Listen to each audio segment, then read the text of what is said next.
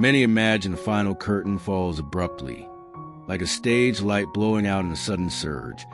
But the truth is more akin to a soft twilight, a gradual dimming of the room that signals the coming night.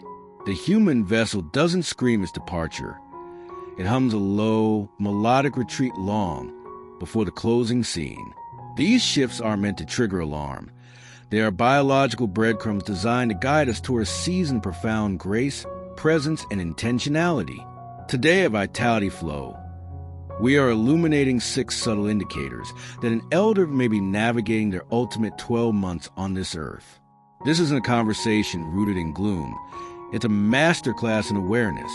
When we decipher this new language of the body, we don't lose the person. We gain a deeper vantage point. As Dr. Julian Sterling in seasoned palliative guides often observe, these are general contours of a journey, not a clinical sentence. Because every soul's exit is a custom-made masterpiece. Let's explore. The first marker is a bone-deep quietude, a level of exhaustion that no amount of restorative slumber can reach.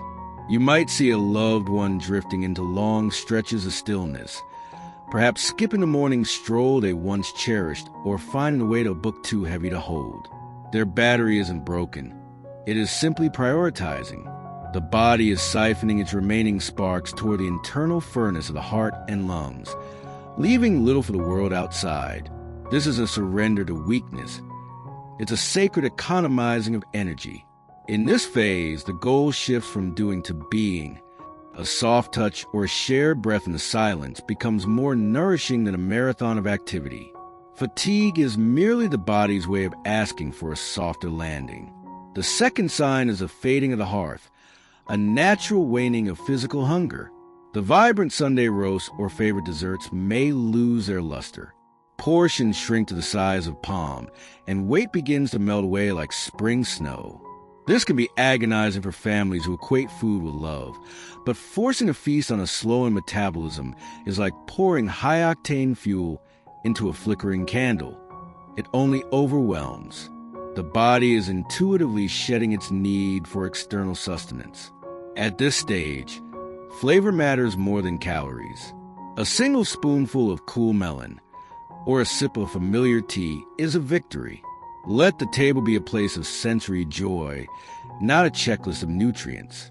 Third, we witness the brittle shield, where the recovery from minor setbacks becomes a mountain too high to climb.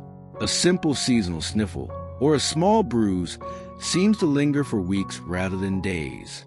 The internal repair crew is moving slower now. The immune system is turning its gaze inward. This is a signal to stop the push-through culture.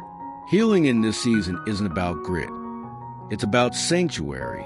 It's the time to curate a smaller, safer world, protecting that limited vitality from friction of the outside world.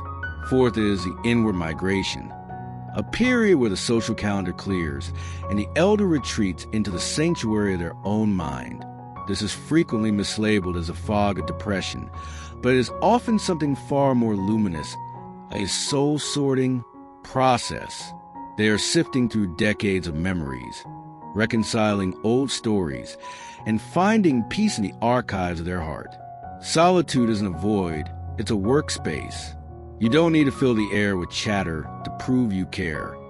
Your silent presence, perhaps just sitting at the foot of the bed while they dream, is the highest form of communication. The fifth indicator is unmoored dream time, where the hand of the clock no longer dictate the rhythm of the day. They might find clarity at 3 a.m. and fall into a deep trance by noon. The internal compass is spinning, uncoupling from the 24-hour world. Don't fight the tide. Let them sleep when the shadows beckon and wake when the light calls. Comfort has officially replaced the calendar. Finally, there is the final gathering, a powerful, often beautiful urge to tidy the emotional house. You might see them gifting prized heirlooms to a grandchild, making a surprise phone call to a long-lost friend, or offering an unexpected, "I forgive you for a decades-old wound." This isn't a sign of fear. It's an act of legacy building. They are weaving the final threads of their tapestry, so the edges don't fray. Listen with every fiber of your being during these moments, because these aren't just words. They are the inheritance of the heart. What should we carry forward? If you recognize these milestones, do not recoil. The final year is not a countdown of losses, but a distillation of what truly counts. You are not defined by your productivity, but by the depth of your connections and the peace you cultivate in the quiet. At Vitality Flow, we believe the end of the road deserves as much reverence as the beginning. Every breath carries weight, right until the very last one.